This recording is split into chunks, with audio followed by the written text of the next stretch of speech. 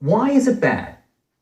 Tell people who might be watching this in your mind why what the president did is something they should be concerned about. The President of the United States used money that was appropriated for the defense by Congress for the defense of Ukraine against Russia.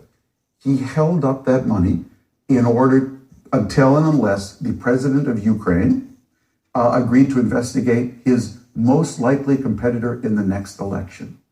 If that had happened, John, in some Latin American country, in some African country, some Middle Eastern country, some European country, like we at the New York Times, like we'd be all over that story. Wow, did you see what happened in country X, what that president did? That just happened in our country, okay? And if we don't take that seriously, imagine, John, what happens if Donald Trump gets elected for 4 more years and he is not restrained by the need to get elected again.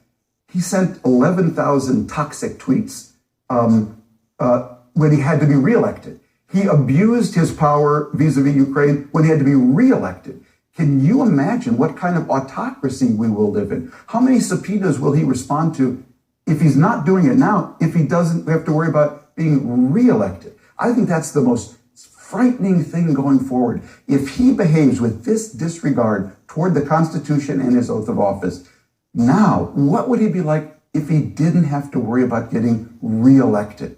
And I think the most important witnesses, and this is, I think, critical for the, he wants to make this Adam Schiff versus me, Democrats versus me. The real story here, it started with a whistleblower. It started with the independent civil service, people who take their oath of office to be diplomats, to be senior government officials, to be military officers. The real story here is a guy with a purple heart against a guy with a dark heart. And to the extent that the Democrats frame it that way, that will resonate with the American people. And you know how much Republicans are worried about it, because that's exactly what they're trying to obscure and deny. The whistleblower was they're trying to turn everyone into political material, basically, when in fact, these are the people.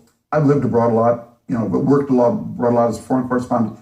What people envy most about America are our civil servants. The fact that you don't have to bribe someone when you want to get a government permission for this or that. The fact that we have military officers that go abroad, sacrifice their lives.